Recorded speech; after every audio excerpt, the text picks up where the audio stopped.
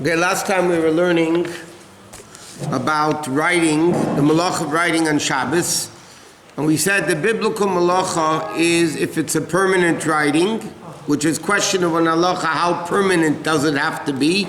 Some people hold if it's permanent for Shabbos, even if the last 24 hours it's considered permanent. Some people say it has to be a little bit more permanent. So that's questionable in halacha, what is called permanent. Secondly, it has to be done the normal way of writing it.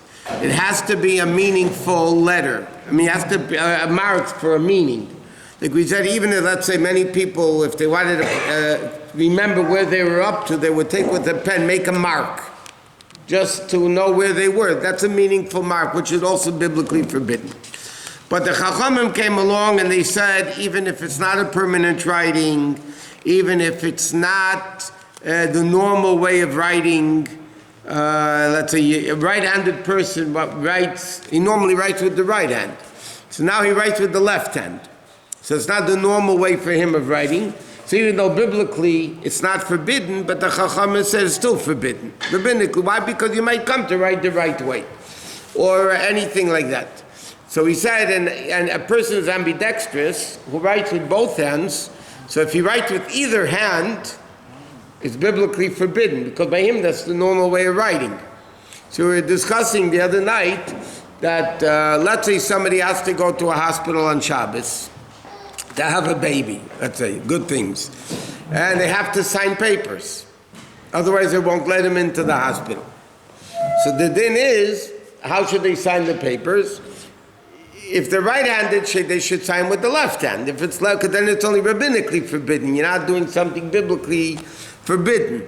So things like that, whatever you can avoid, and you shouldn't make. We learned, even let's say you write on a window that's fogged up. You know, you can write something on it. It's a temporary writing. So biblically, it's not called writing. Rabbinically, it is.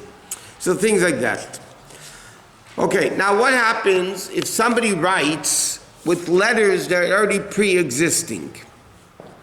For instance, you have, let's say, certain alphabet serials. Or you have, let's say, a Scrabble set. Yeah, you have letters. The letters are already written. Now you put one letter next to each other.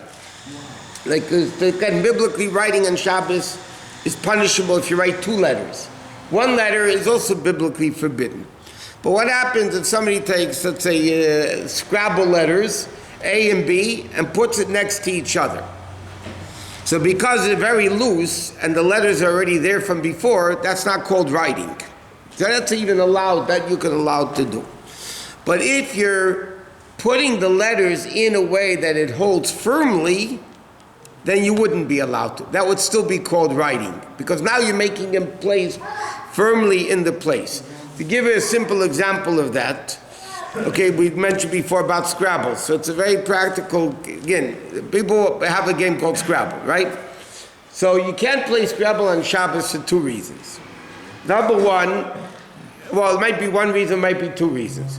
You have the old Scrabble sets, those people that remember, it was a flat board, and you put the pieces on, and that's how you formed words.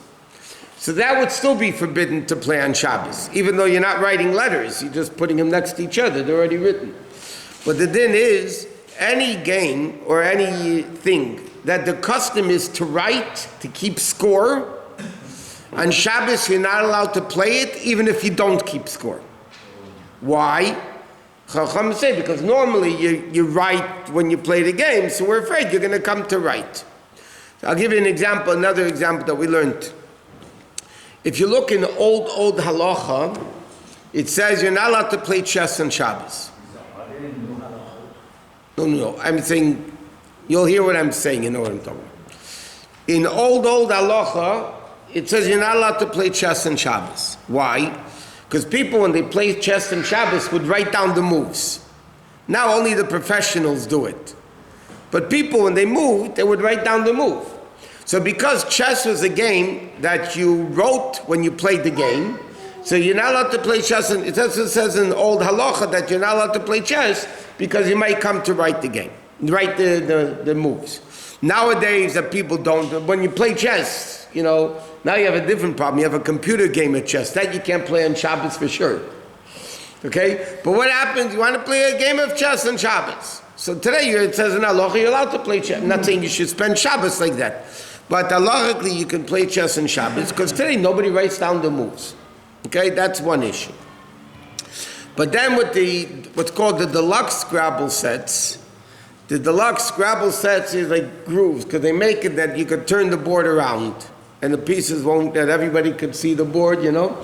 So there would be the deluxe Scrabble set. The deluxe Scrabble set, each groove, each spot has a groove around that. When you put the letter in, it holds firmly.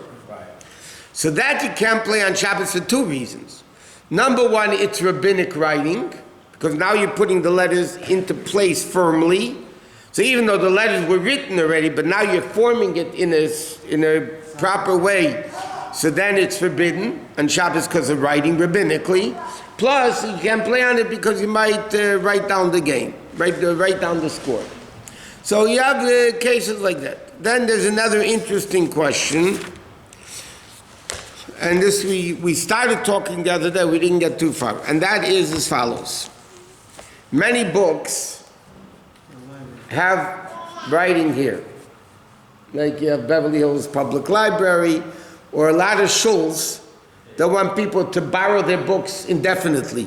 Nobody, God forbid, steals. They borrow the books forever, indefinitely. So they don't want people borrowing books like that. So what do? They write here, like a Chabad of Beverly Hills. Let's say they'll write here, yeah? So now the question is, can I open the book on Shabbos? Is that called erasing the letter? And if I close the book, is that called writing the letter?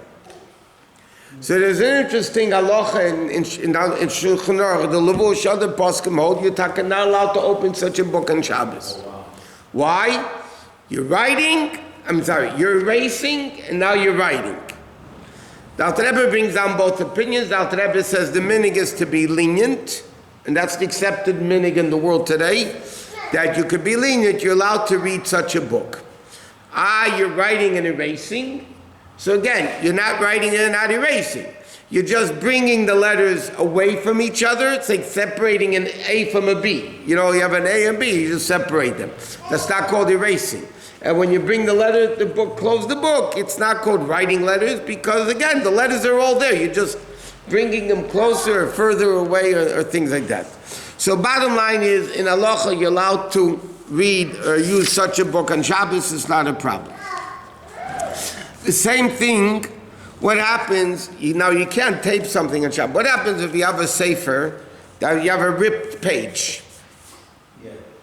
Okay, and it's ripped. So now you want to be able to read the davening, so you're going to put them together. You can't tape them together on Shabbos, that's for sure. But what happens if you have two halves of a sheet, and you're going to put them together to be able to daven from that? That, again, is also you're allowed to. You're not putting it firmly in place. What you're doing is, the letters are written, all you're doing is putting it together and separating it, not writing or erasing anything. So that would also be allowed. The bigger problem on Shabbos would be, the poskim write, playing with jigsaw puzzles on Shabbos. Because writing is not only letters. Writing includes pictures or symbols or anything like that. So now, when you play with a jigsaw puzzle, now I'm saying there's babies that have, these blocks, you just stick it in, that's for babies, they can play with that on Shabbos. But adults, poskim write, you're not allowed to play with, it's rabbinically forbidden because it's not permanent, but you're not allowed to play with jigsaw puzzles on Shabbos because the pieces that you're putting in are held firmly. Right? When you put two pieces in the puzzle, it's firm, it's held together firmly. 1 second. So therefore, that's called writing, rabbinic writing on Shabbos, so you wouldn't be allowed to do it. What? What about Lego? Lego is not a question of writing, that's a question of building. Yeah. And when we get there, we'll talk about it. But the answer to Lego, by the way, most opinions that I've seen forbid it. There are a number of opinions that permit it. And the reason is similar to the concept of writing, but over here, it's obviously temporary building. You're going to build a You're going to build a house with Legos, right? Okay. It's definitely not permanent construction. So it's definitely not biblically forbidden. But now the question is it called temporary construction? A lot of sets you buy. What? A lot of sets they sell now, like a specialty thing. Like you build a piano, you build it, and you put it on your fireplace, and you're done. It's not like you... That makes it worse.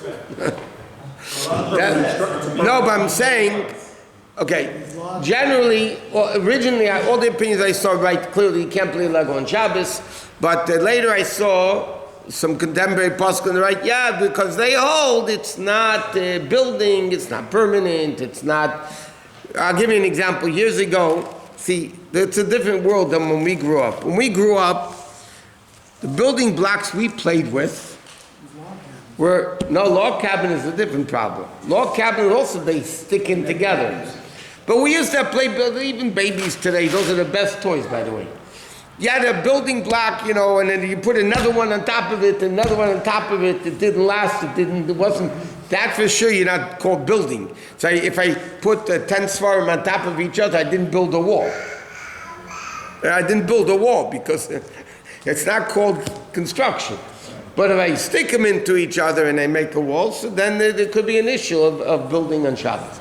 So again, Legos, you can't say it's, according to all opinions, forbidden. Many opinions say it's forbidden. Some people say it's allowed. But jigsaw puzzles, but that's not a question of writing. That's a question of bona, construction.